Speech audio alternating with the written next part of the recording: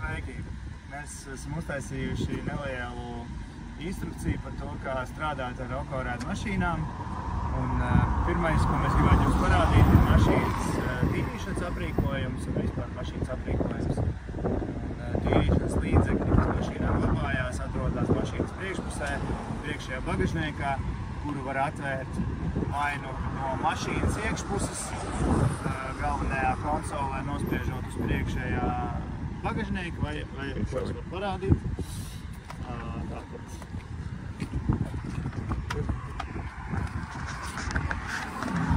Šeit ir tāda podziņa, kur tad vienkārši nospiež un viņš atverās. Alternatīva arī jūsu Charge Key aplikācijā, par ko es pastāstīšu vēlāk. Arī iespēja to atvērt.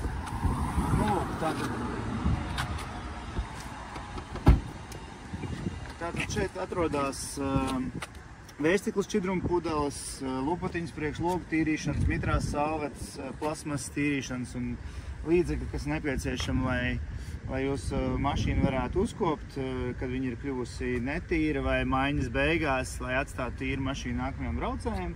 Šeit ir arī vieta, kur uzpildam logu šķidrumu, elementāri attaisam un pildam iekšā, nekāda tur baigā māksla nav nepieciešama.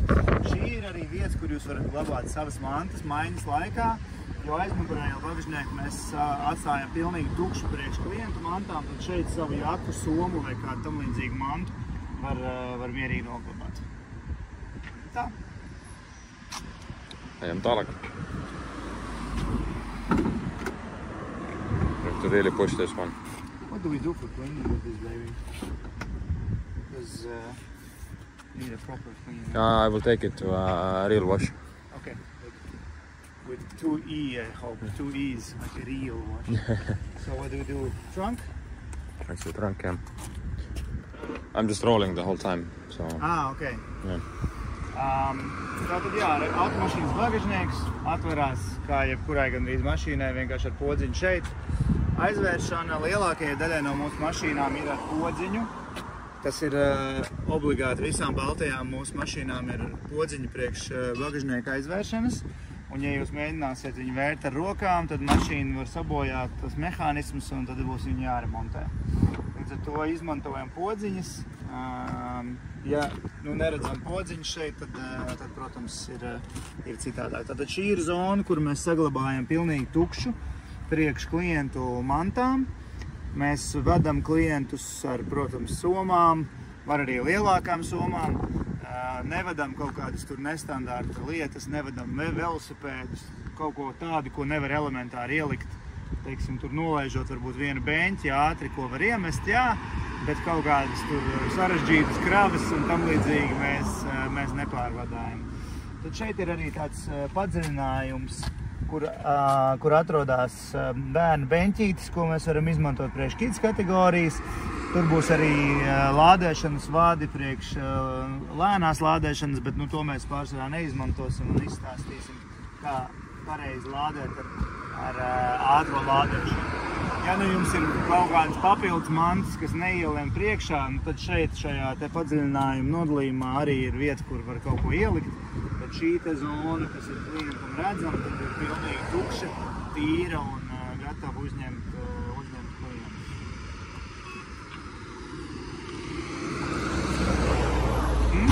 Charge part. Tātad lādēšanas ligzda atrodas šeit zem vāciņa. Attiecīgi piebraucam klāt pie lādēšanas stacijas un liekam iekšā ātrās uzlādes lādētāju, kurš aizņem savas divas šīs zonas. Un tas arī viss. Pēc tam velkam ārā un viņš pats aiztaisīsies automātiski, bet var arī ar pirkstu aiztaisīt.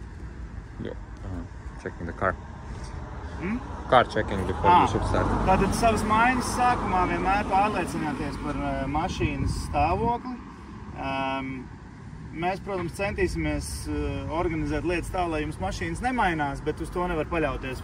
Var jebkurā mirklī būt situācija, ka jums nākamajā dienā būs cita mašīna kā iepriekšējā dienā. Tādēļ vienmēr savas maiņas sākumā paskatoties mašīnu, es jums ieteiktu uztaisīt bildes, lai vienmēr ir pierādījumi, kā mašīna izskatījās, ja gadījumā kaut kas vēlāk notiek. maiņas sākumā. Attiecīgi, ja jūs redzat, ka uz mašīnas ir bojājumi, tad informēt mašīnas WhatsApp grupā. Piemēram, šeit mašīnai ir skrāpējums. Nu, tas ir ievērojams bojājums, ko vajadzētu ziņot. Mēs tad attiecīgi pieņemsim zināšanai, noskaidrosim, kāda tur tas skrāpējums ir radies, vai informēsim jūs, vai tas ir kaut kas jauns, vai tāds jau ir bijis, un par to jāatcerās. Ja mašīnai, visām mašīnām, kas tiek lietots, ir kaut kādi skrāpējumi, ja? Šitas pat varētu teikt, ka nav nemaz tik neliels, bet arī tāds skrāpējums ir kaut kas tāds, ko mēs piefiksējam, bet mēs par to šausmīgi nepārdzīvosim, jo mašīnas brauc vidēji 10 000 kilometru mēnesī, līdz ar to lietas notiks. Tas pats attiecās uz diskiem. Diski pārsvarā visām mašīnām jau ir nedaudz apskrāpēti. Tā tas ir, un ar to mēs tā kā sadzīvojam un samierinamies. How to open doors?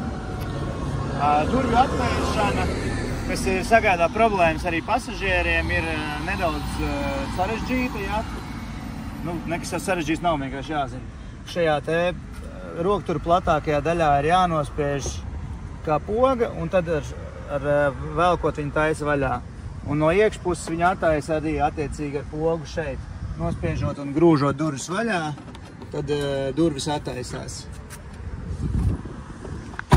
Tad mašīnas vadība. Pamanīsiet, ka te pārāk daudz nekādas pogas nav salīdzinājumā ar citām mašīnām. Lielākā daļa informācijas un lieta, ko var darīt, ir šajā te konsoles ekrānā, bet ir pāris lietas, kas ērtai braukšanai ir vajadzīgas. Tie ir pagrieziena rādītāji, kā jau visām mašīnām ir tādi paši. Pagrieziena rādītāji galā ir logu tīrāmie. Logu tīrāmos ieslēdz piespiežot podziņu. Viņi būs bāzes režīmā uz auto, tas nozīmē, ka sāks līt lietas, viņi sāks strādāt. Ja jums ir vēlme viņus regulēt, tad nospiežot podziņu te ekrānā vai nu ar pirkstu, vai nu pie stūres ar šito te rullīti var regulēt starp režīmiem. Bet, pēc manas pieredzes turot auto ir pilnīgi ok un nekas tur nav jāčekina. Piespiežot stiprāk, uz logu uzšpricējās logu šķidrums. Tas ir arī būtisks jautājums. Lai sākt ar mašīnu braukt, nospiežam drēmes pedāli un labajā pusē kloķis, ar to tad mēs attiecīgi uz leju ielaižam iekšā būs drive, jeb braukšanas režīms, uz augšu ir atpakaļgaita un nospiežot galu podziņu mašīna apstājās. Ja netiek turēta bremze, mašīna uz priekšu nebrauc, kā standarta automātiskās kārbas, līdz ar to te ir bišķiņ drošāk. Viņa pati nekur nevar aizripot un nekur nevar aizbraukt. Attiecīgi, ja viņa mašīna sūdzēsies par nepiesprādzēšanos, līdz ar to jābūt piesprādzētiem ne tikai dēļ mašīnas, bet arī dēļ likuma, gan pašiem braucējiem, gan arī visiem pasažieriem. Un jūs redzēsiet šeit, ja kāds aizmugurē arī nebūs piesprādzējies, tieši kurā vietā viņš nav piesprādzējies. Par aprīkojumu. Šajā mašīnā šobrīd tas vēl nav, tā ir tikko nopirkta un drīz dosies ceļā, bet šeit atradīsies telefonu turētājs, kur jūs varat ievietot savu telefonu un lietot Bolt aplikāciju, Waze un viss, kas ir vajadzīgs, lai brauktu. Mašīnā būs arī telefona lādētājs, lādētāja vads nāk ārā no elektrības līgzdām, kas atrodas šajā te nodalījumā iekšā, kur ir divas dažādas USB-C līgzdas. Attiecīgi, ja piemēram jums nestrādā lādētājs, tad viena no lietām, ko var pārbaudīt, ir vai strādā šī te līgzda, un tad pamēģināt otru, ja gadījumā tas nestrādā, un varbūt tas palīdz. Tad vēl brauciena sākumā obligāta prasība ir, nevis brauciena, bet jūsu maiņas sākumā obligāta prasība ir ievietot jūsu braucēju kartīti uz priekšējā paneļa labajā pusē. Mēs esam tur ielikuši tādu novietni, tur ir vārds, uzvārds, numurs, licences un mūsu nosaukums. Attiecīgi, tam tur jāatrodās ir visi jūsu maiņas laiku. Un maiņas beigās jūs šo kartīti ņemat ārā un ieliekat sev makā vai somā un ņemat sev līdzi. lai atkal nāktu nākamajā maiņā un liktu iekšā. Jo, kā jau es teicu, pilnīgi iespējams, pat ja šodien grafikā ir rakstīts, ka jūs brauksiet ar to pašu mašīnu, ko šodien, iespējams, ka vakarā būs kaut kādas izmaiņas un nākamajā dienā jums būs jābrauc ar citu mašīnu. Tādēļ kartītes mašīnās nekad neatstājam. Labi, tad mašīnas aprīkojums ir diezgan uz ērtībām orientēts, līdz ar to un daudz kaut kas ir automatizēts.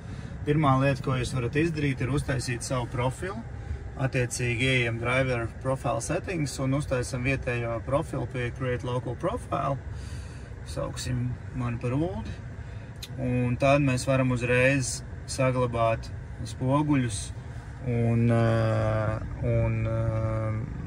krēslu savā vēlamajā pozīcijā. Šeit attiecīgi tad kreisais spogulis, labais spogulis. Viņus var pieregulēt, kā mums ir ērtāk. Un, respektīvi uz augšu, uz leju un uz sāniem viņus var kustināt. Attiecīgi, tad mēs viņus saglabājam.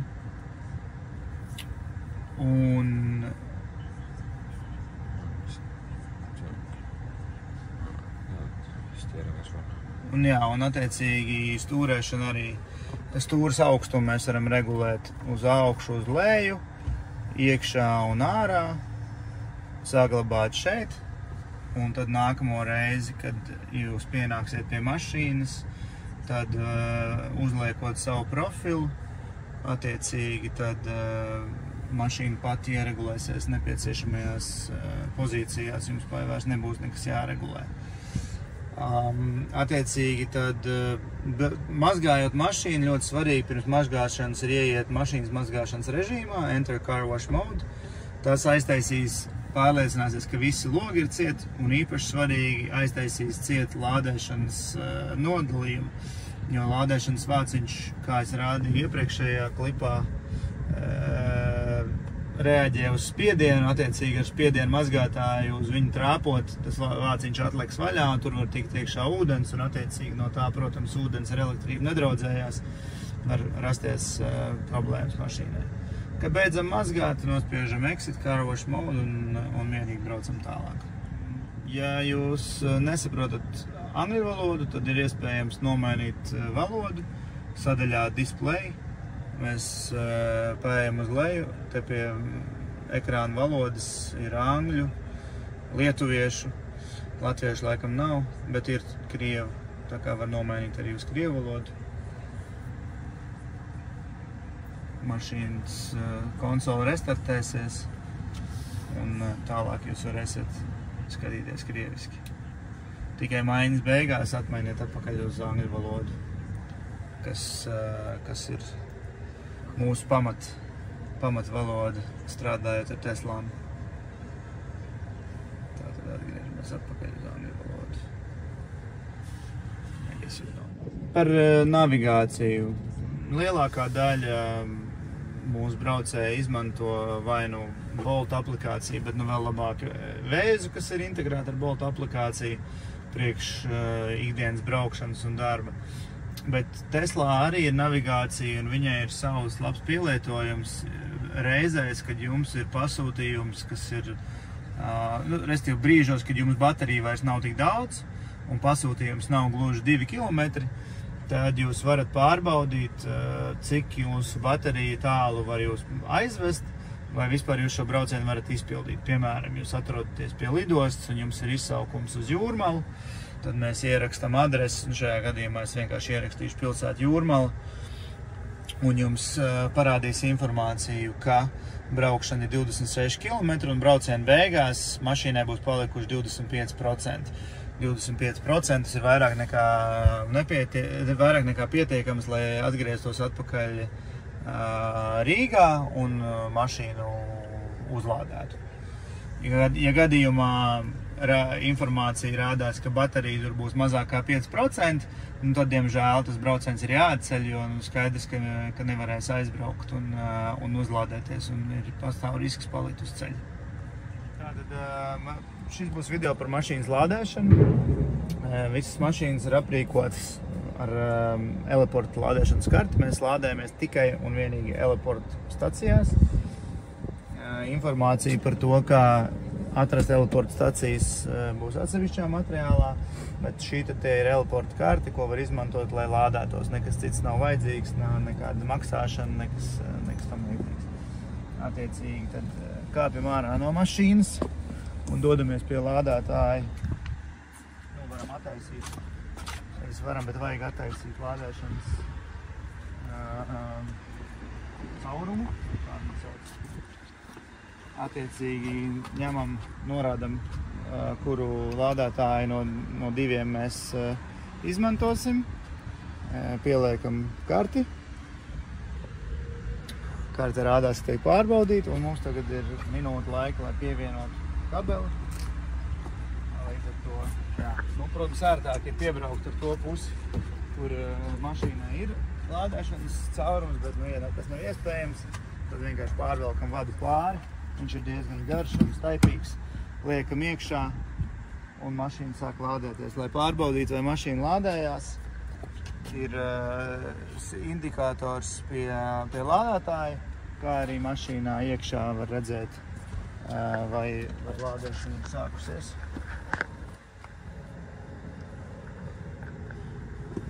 Šeit var redzēt, ka lādēšana notiek. Viena lieta, kas ir saistībā ar lādēšanu jāņem vērā, šeit ir rādīts, ka lādēšanas limits ir 100%. Tas vienmēr sadaļā lādēšana ir jābūt pārliecinātam, kad ir jāpārliecinās, kad lādēšanas limits ir 100%. Ja viņš būs mazāks, tad mašīna nepielādēsies pilnībā un jūsu maiņai var nepietikt baterijas vai nākamā braucēja maiņai. Attiecīgi vienmēr turam šo limitu uz 100%. Tas arī. Tātad lādēšanās beigās jūs nevarēsiet vienkārši izņemt vadu tāpat ārā, tad attiecīgi ir jānospiež, beigt lādēt šobrīd, kad lādēšana nav pilnībā pabeigta, tātad pārstāt lādēt un atslēgt vaļā lādētāju, tad arī šo te vadu būs iespējams izņemt ārā.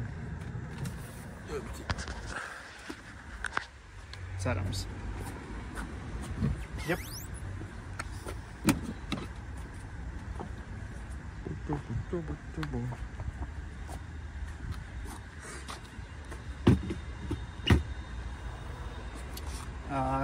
Vēl viena lieta, ja ir lādētājs ar diviem vadiem un blakus ir lādētājs, pie kura nav neviens auto, un pie šī, kā jūs redzat, šeit ir cits auto, tad vienmēr izvēlamies lādētāju, pie kura nav cita auto, lai iegūtu pēc iespējas lielu strāvas spēku, un tad lādēšanas laiks būs pēc iespējas neliels.